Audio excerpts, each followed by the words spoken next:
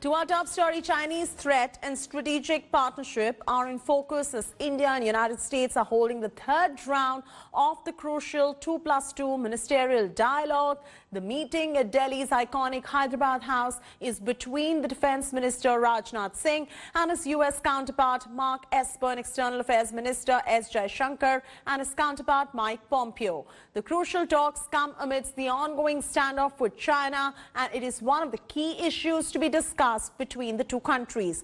Pompeo, in his opening remarks, said that they will be discussing China's threat to security and freedom in the region to promote peace and stability in the region. Another big focus of the high-level third edition of 2+2 dialogue is going to be on the signing of the Basic Exchange and the Cooperation Agreement, or the BECA, for Geo-Spatial Cooperation. This is going to be enabling India access crucial data from the US satellites and airborne sensors and surveillance systems. Both Pompeo and Esper met the National Security Advisor Ajit Doval at South Block. They discussed a number of issues and challenges of strategic importance, according to the sources. Early in the morning, both Pompeo and Esper visited National War Memorial and paid a floral tribute to India's fallen heroes.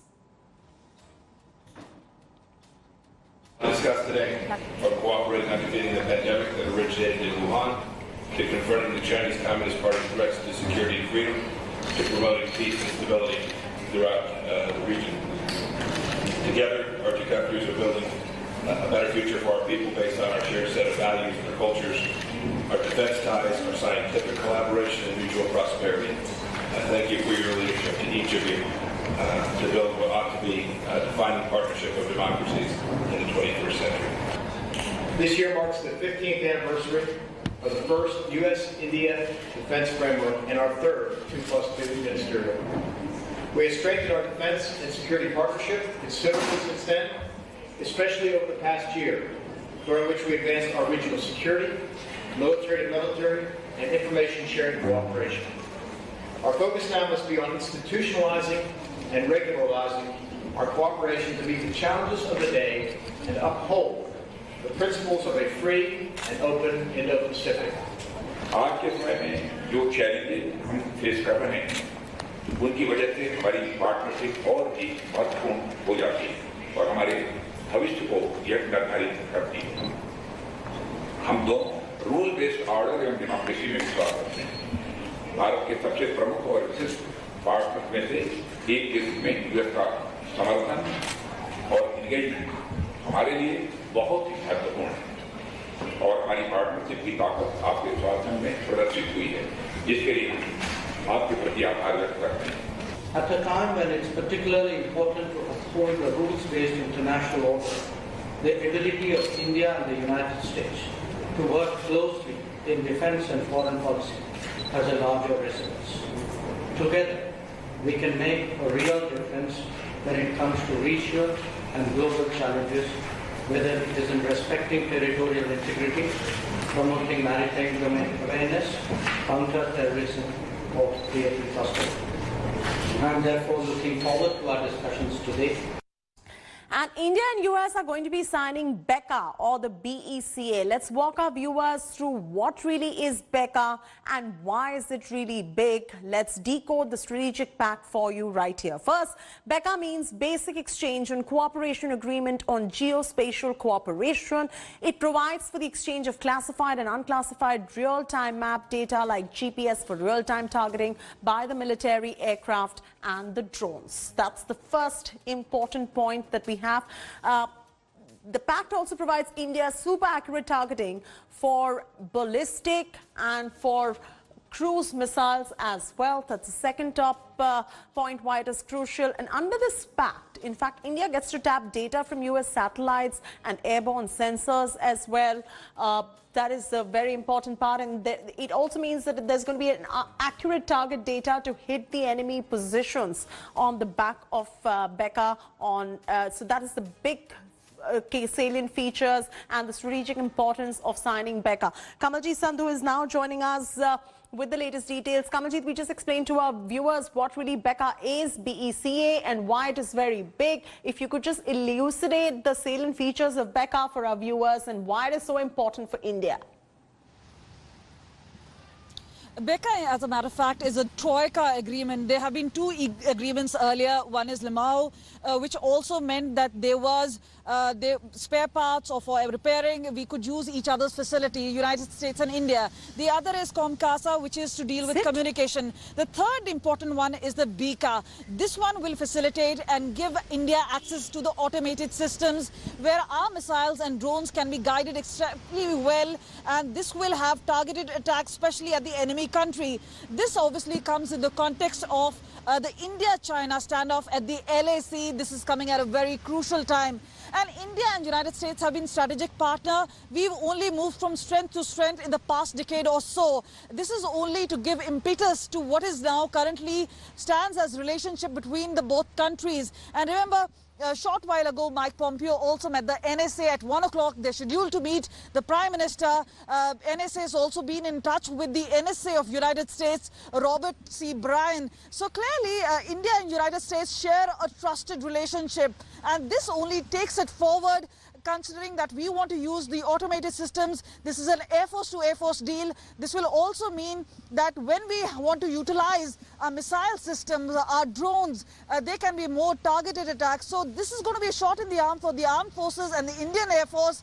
But clearly, this also shows a trusted relationship between United States and India, between the oldest and the largest democracy, and obviously sending both the top secretaries at this point of time to India a week before US elections is also an indication that this is important strategic relationship for United States and geospatial. Hi there, Kamaljeet. We also have Geeta Mohana, Foreign Affairs Editor, joining us. Geeta, just look at the timing of when India is about to sign BECA. On one hand, you've got the US presidential elections coming up. You've also got the Chinese aggression along the line of actual control. And at a point like this, you've got the strategic BECA deal being signed between the US and India. If you could tell us how this is crucial in light of the Chinese aggression that India is witnessing.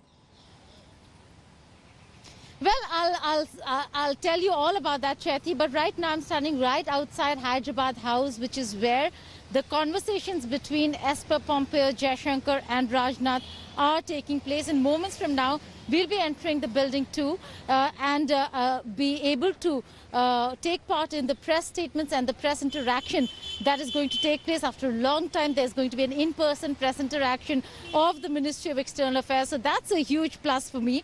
I'm much looking forward to the interaction inside. But coming back to the bilateral relations, this is, like Kamaljeet said, is a relationship that has grown strength by strength. But also, remember, when I was speaking with senior US administration officials and things that we've reported on, Chaiti, it's very clear that every president, from president to president, the ties between India and US have only grown. So in any change, at the event of a change at the White House, with Trump going out, Biden coming in, or vice versa, Trump staying on, nothing is going to change in the positivity that the Indo-US ties have shown and the trajectory that they're on.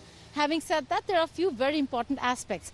4 foundational pacts. This is the 4th pact.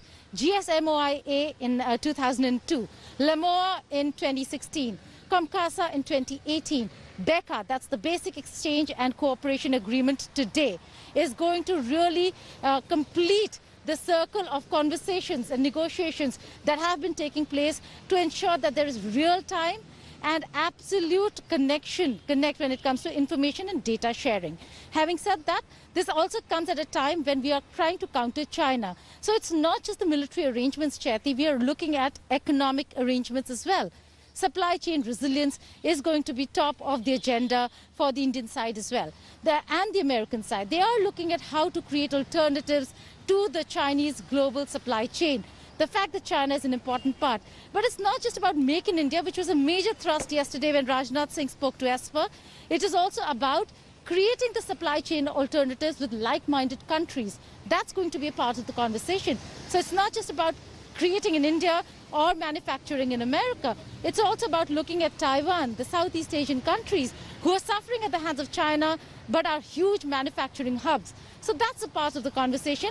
Apart from that, on foreign policy front, H-1B visas are an area how the Trump administration has tightened its rules that is impacting employment of Indians in America is something that is going to be a part of the conversation. So it's a whole length and breadth of Indo-US relations that is up for talks here at Hyderabad House. Well, that is a big focus. The US-India talks that are going on at the moment. Kamaljeet Sandhu, Geeta Mohan, stay with us right there. We're getting you up to speed with the latest details as and when they're emerging. Hi everyone, Preeti Chaudhary here. Hope you like this video. For latest news and analysis, like and subscribe to the India Today YouTube channel. And don't forget to press the bell icon to stay updated. Thank you for watching.